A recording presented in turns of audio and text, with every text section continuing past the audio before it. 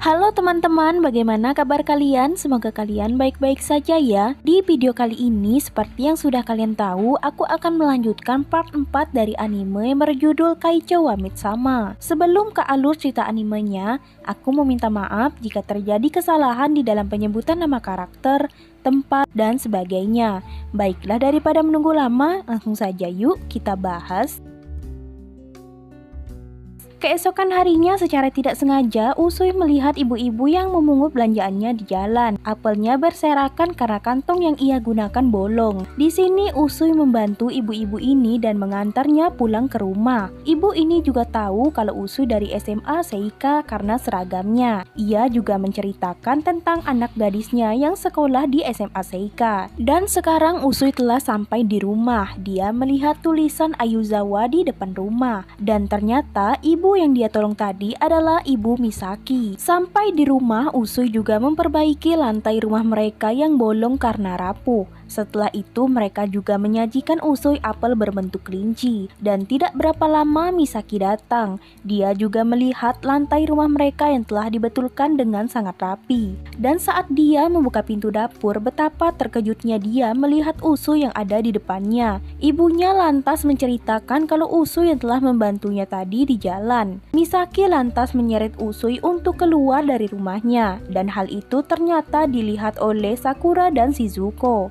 Usui dan Misaki kemudian mengobrol di taman bermain. Di sini Usui mengatakan kalau dia senang melihat tempat Misaki tumbuh besar dan dia juga dapat mengerti berbagai hal. Dia juga yakin pasti Misaki manis saat masih kecil. Dan keesokan harinya di sekolah, di sini Sakura dan Shizuko bertanya kenapa kemarin Usui keluar dari rumah Misaki. Apakah mereka menjalankan hubungan yang spesial? Di sini Misaki menjelaskan apa yang terjadi sebenarnya agar kedua temannya ini tidak salah paham. Di sini Sakura sangat penasaran dengan Usui. Dia adalah pria misterius dan mungkin saja dia anak orang kaya. Dan untuk mengobati rasa penasarannya, di sini Sakura mengajak kedua temannya ini untuk mencari tahu siapa Usui sebenarnya. Saat di tempat kerja, tidak berapa lama Misaki mendapat telepon dari Sakura. Dia mengatakan kalau mereka berada di kota sebelah, tepatnya di depan kafe karena mereka membutuhkan Usui. Tentu saja itu membuat Misaki kaget karena kafe itu adalah tempat dia bekerja. Tubuhnya berkeringat dingin dan di sini manajer mengatakan kepada Misaki sebaiknya dia libur saja dan meminta Misaki untuk istirahat. Sementara di luar, 3 trio baka berhasil mengumpulkan uang di celengan mereka. Mereka akan membeli semua makanan di Made Latte. Itu bertujuan agar mereka bisa pamer kepada Misaki. Tapi sayangnya Misaki hari ini libur dan mereka tak bisa bertemu dengan Misaki. Dan tentu saja itu membuat mereka sedih. Sementara di luar, Sakura meminta Misaki untuk menggunakan pakaian samaran dan mereka akan membututi kemanapun Usui pergi. Satu persatu tempat mereka datangi untuk membututi Usui sampai pada akhirnya mereka berada di sebuah restoran mahal. Mereka kira Usui akan menemui seorang wanita dan akan berkencan. Karena terbakar api cemburu, di sini Misaki memutuskan untuk pergi saja. Dia tak tertarik dengan rahasia Usui. Tapi tidak berapa lama, Usui malah pergi dan dia melakukan hal-hal yang di luar dugaan mereka. Dan sampai pada malam harinya, Sakura memutuskan untuk berhenti mengikuti Usui. Tapi saat di jalan pulang, Misaki melihat Usui yang sedang menolong seekor anak kucing. Dan di sini juga Usui mengatakan kalau dia mengetahui tadi Misaki dan kawan-kawan membututinya. Jika Misaki penasaran dengan dirinya, Misaki boleh datang kapan saja ke tempat tinggalnya. Hari selanjutnya di sekolah, pihak sekolah mengadakan festival sekolah yang ke-81. Di sini para bujang sangat bersemangat untuk memenangkan permainan dan masing-masing peserta yang menang lomba juga akan mendapatkan hadiah. Dan hadiah utama dalam lomba lari hari ini adalah para bujang akan mendapatkan ciuman dari Sakura. Di sini Misaki tak bisa berbuat apa-apa karena mereka telah melaksanakannya terlebih dahulu. Melihat Sakura yang sangat sedih, di sini Misaki akan berjanji untuk melindungi Sakura. Dan di lomba kali ini juga Misaki akan ikut. Sekarang lomba lari jarak 100 meter akan dimulai dan Misaki yang menjadi pemenangnya. Jarak 200 meter, 1500 meter Misaki juga memenangkannya. Dan yang terakhir adalah jarak 1000 meter.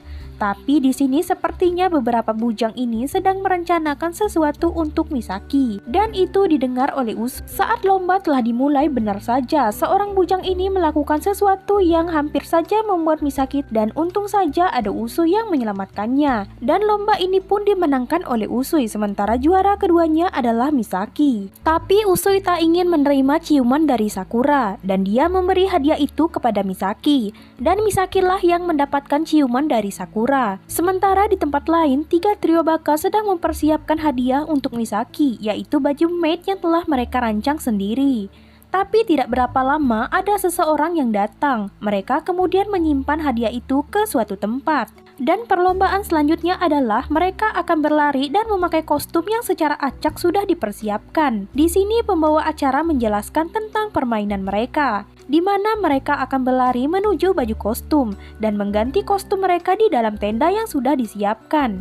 Di sini Usui juga akan mengikuti perlombaan ini. Sementara di tempat lain, 3 trio baka kehilangan baju maid yang akan mereka berikan kepada Misaki. Sementara Misaki telah berada di dalam tenda. Saat dia ingin berganti baju, tiba-tiba dia dikagetkan oleh Yukimura dan tidak sengaja baju mereka tertukar. Tapi di sini Misaki baru sadar ternyata itu bukanlah baju yang dia dapat sebelumnya. Sementara Yukimura sudah menggunakan bajunya dan berlari. Tapi karena baju maid ini, dia malah jadi bahan olokan para teman-temannya. Di sini Misaki tidak bisa tinggal diam melihat Yukimura menjadi bahan olok-olokan. Dia segera mengganti bajunya dan berlari. Dia langsung menolong Yukimura yang terjatuh karena tersandung. Penampilannya dan Usui sangat keren, dan banyak para bujang yang kagum dengan kostum mereka. Usui, Yukimura, dan Misaki kemudian menjadi pemenang di dalam permainan ini. Keesokan harinya, sepertinya segerombolan bujang sedang mengawasi SMA Seika. Tampeka sedang mencari seseorang. Tapi di sini mereka menemukan sebuah penghapus yang bertuliskan nama seseorang yang mereka cari, yaitu nama Shiroyan. Mereka kemudian mengikuti ketiga trio baka, dan saat di depan maid latte mereka mendengar nama Shiroyan, yaitu nama yang mereka cari. Keesokan harinya ketiga serangkai ini sangat bersemangat untuk pergi ke maid latte. Tapi tidak berapa lama Yukimura datang menemui mereka. Tapi dia berpenampilan seperti wanita. Ternyata dia dipaksa menggunakan baju wanita untuk menolong temannya.